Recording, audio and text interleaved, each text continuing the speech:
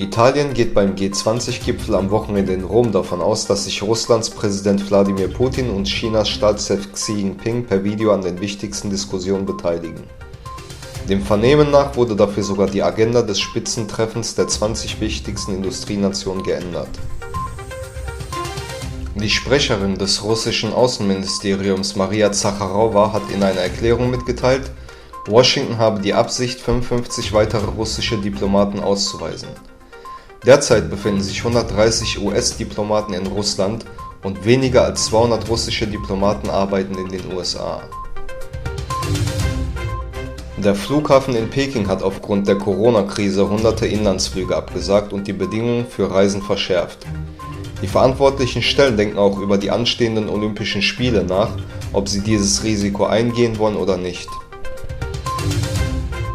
Im Vordergrund des Treffens in Rom stand der U-Boot-Zoff im September zwischen den USA, Australien und Frankreich. Bei dem Thema wurden versöhnliche Töne angeschlagen. Als Macron und Biden sich dann die Hände reichen wollen, scheinen sie das nicht so wirklich hinzubekommen. Beide schauen sich etwas verdutzt an, hantieren ungeschickt, greifen über die Hand des anderen, bis sie sich schließlich lächelnd die Hände schütteln. Elon Musk, SpaceX-Gründer und Tesla-CEO, hat via Twitter am Freitag angekündigt, eine neue Universität gründen zu wollen. Ich denke darüber nach, eine neue Universität zu gründen. Texas Institute of Technology and Science, schrieb Musk. Der Sprecher der Taliban, Zabiullah Mujahid, sagte auf einer Pressekonferenz in Kabul, dass die USA eine Botschaft in Kabul eröffnen sollen. Außerdem wolle er zu allen anderen Ländern gute diplomatische Beziehungen aufbauen. Gestern näherte sich das Anwerbeabkommen zwischen Deutschland und der Türkei.